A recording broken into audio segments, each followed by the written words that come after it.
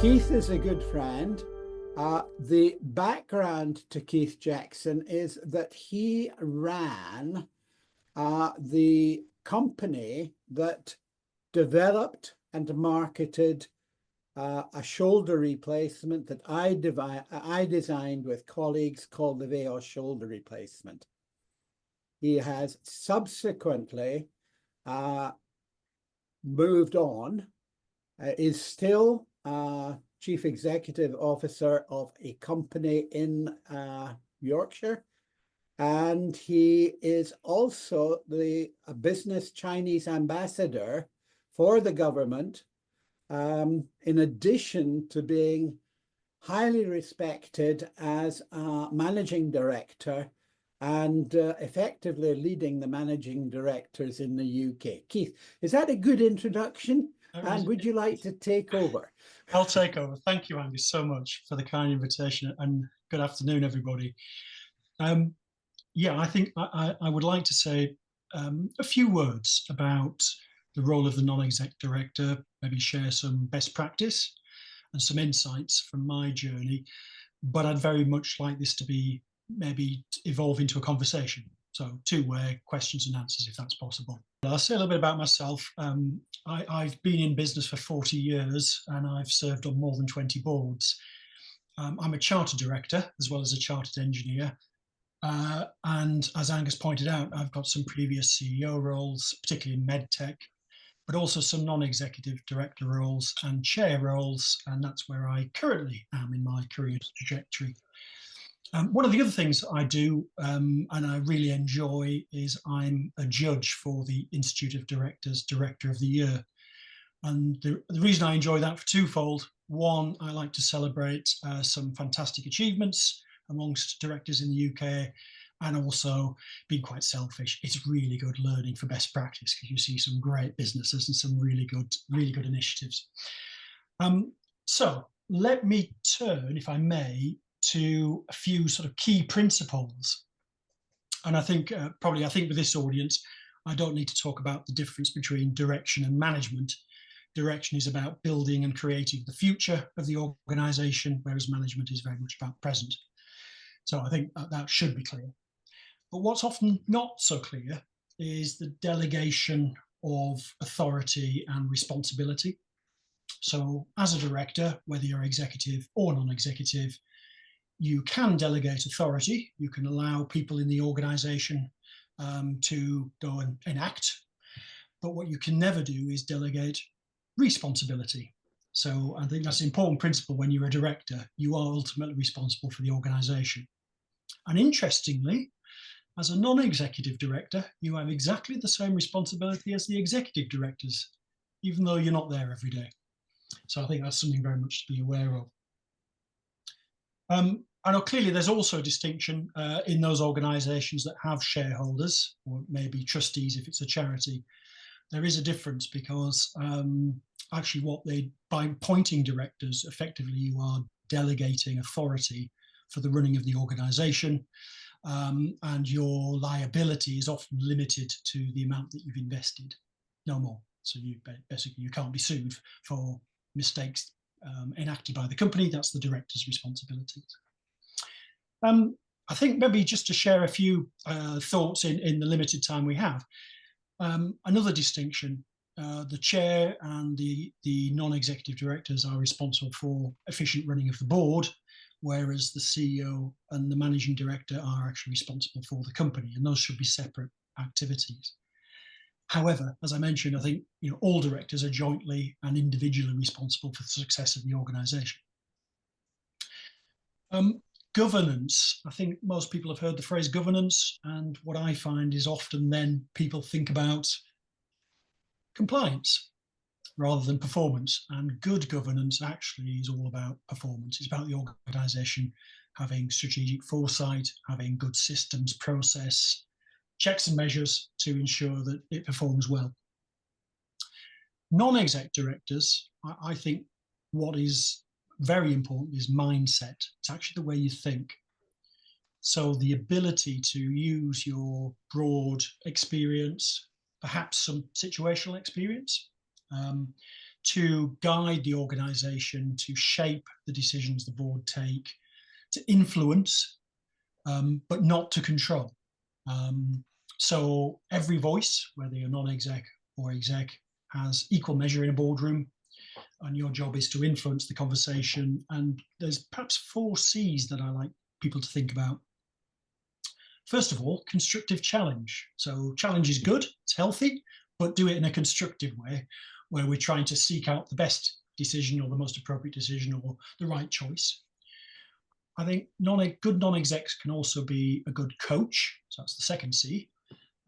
So actually helping to develop the executive and perhaps think about succession planning. So the layer below that. Connector. Most non-exec directors, and I'm sure there's a few on the call today, have got very broad experience and a very good network. So lots of useful contacts out there, lots of best practice they can share. So that connector role is the third C. And the fourth C, which I think is very important, is perhaps be the conscience of the organization. So whether the organization talks about values or not, it should be ethical, it should be transparent, and actually the non-executive's role is to ensure that the decisions taken are appropriate, not just compliant, but perhaps ethical and follow the company's or the organization's values. So there are 4 C's: constructive challenge, coach, conscience, and connector.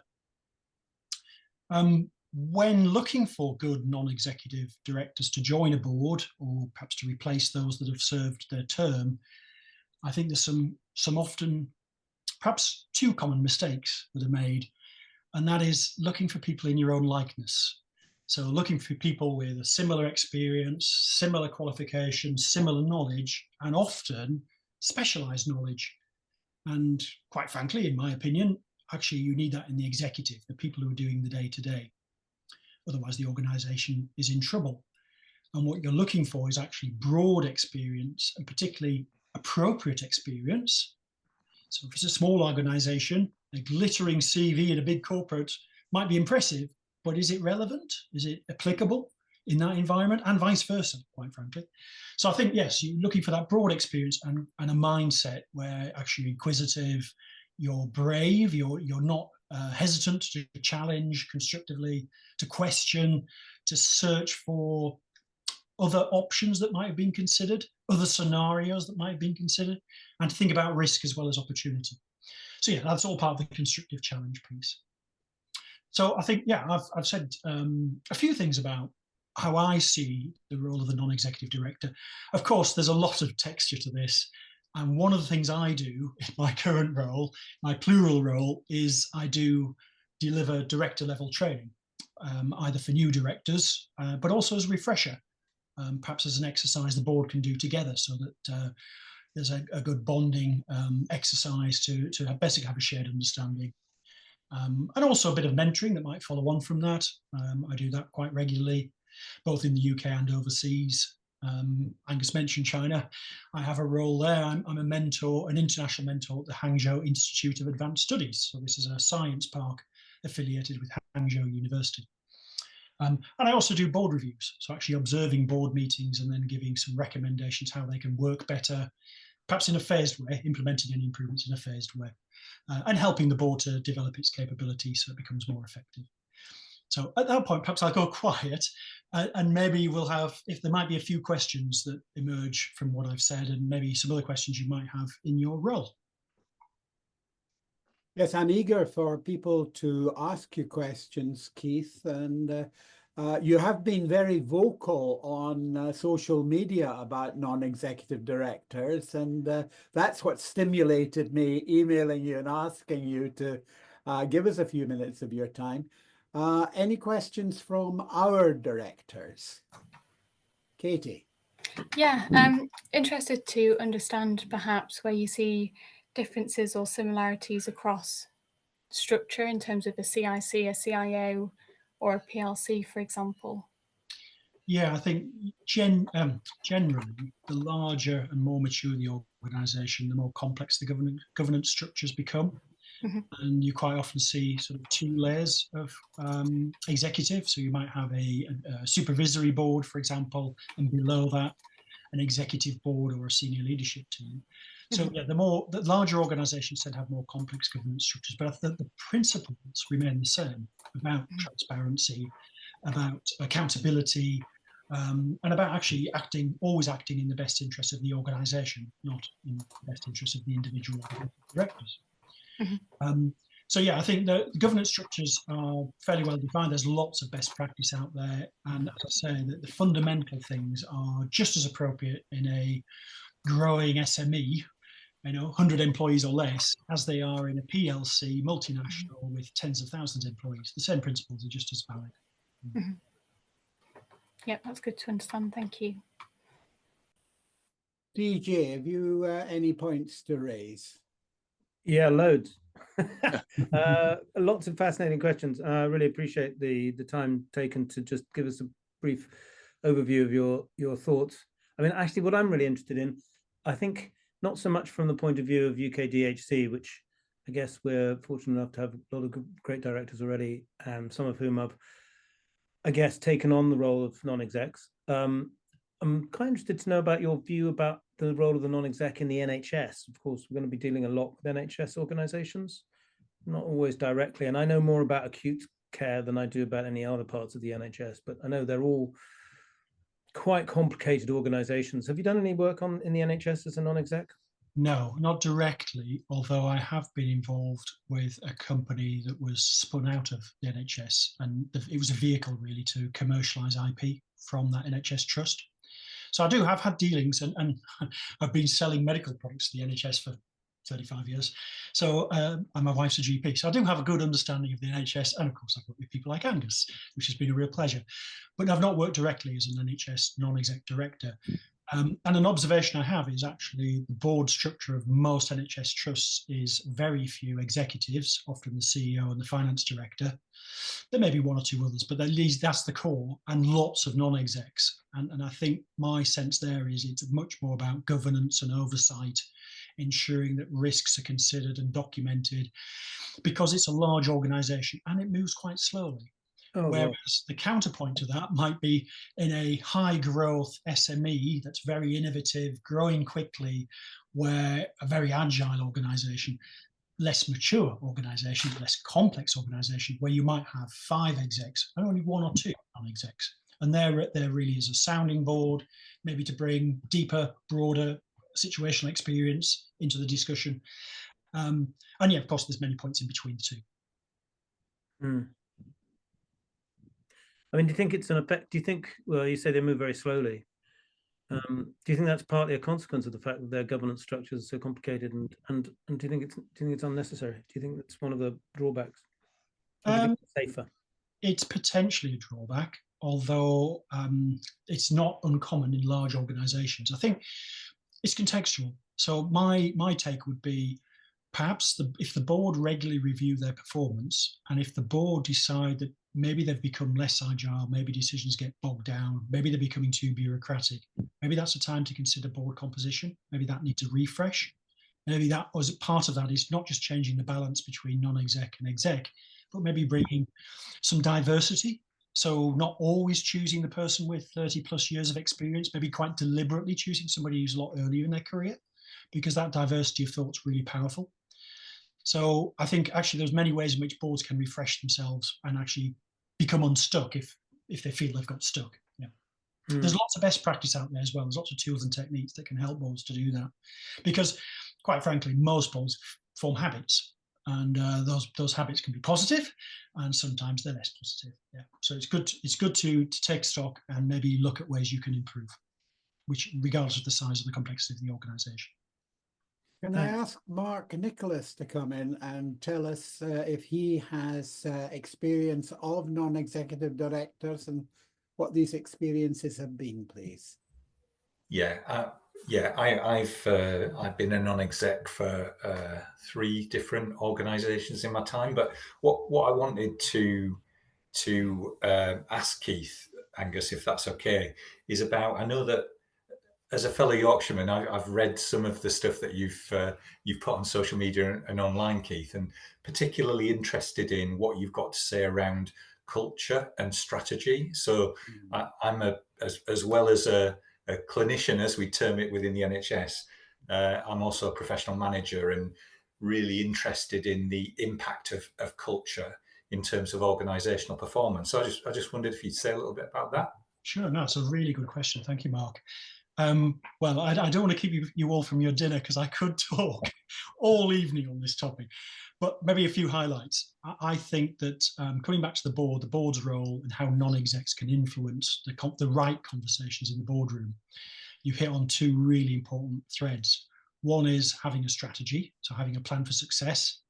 And secondly, that strategy will not be delivered if you haven't got the right culture. So actively, deliberately shaping that culture, which isn't just about maintaining the good bits. It might be about some aspirations about where you want to take it. So culture is so potent. And unfortunately, I have too many frustrating conversations with people who see that as fluffy. Yeah, particularly in Yorkshire. Yes. So actually it's not fluffy at all. It's really hard to get it right. And I've led culture change journeys. They're transformational if you do all the right things, or most of the right things in the right order, in the right way.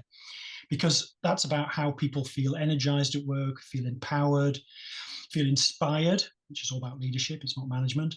And actually, if they feel they have a mission, and I think in healthcare services, you already start with a really good place because there's a real strong sense of purpose. And actually that elicits emotion, not just rational thought. So people put their heart into it. And I'm sure you've seen lots of that as a clinician. So yes, I think that culture piece is so important. And actually the culture of an organization is probably one of the few unique things that organization has. Because the strategy, and let's take an NHS trust as an example, the strategy would probably pretty similar to another NHS trust's strategy. Just as an SME in medical devices, their strategy would be pretty similar to the competitors. So the culture is unique and you need to actively and continually work on it.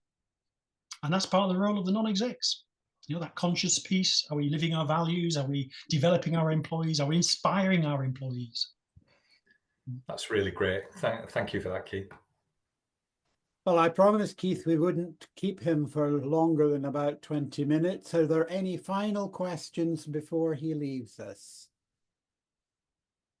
I have said to Keith he's welcome to stay and observe what we are up to, but I suspect his dear wife is wanting him to get out the room and back to the home properly. Well, that and good governance, Angus. I'm not a director, so perhaps I should listen in on the next agenda item, which is finance. So I'll duck out gracefully. But I appreciate the opportunity to speak to you all. Of course, feel free to connect with me on LinkedIn. And if I can be of any assistance, I'd be glad to. Keith, thank you very much indeed. You've given us a great insight into the importance of non-executive directors and how we should be using them. Very grateful to you. Thanks very much indeed for doing that for us. You're very welcome. Thank you all and stay well.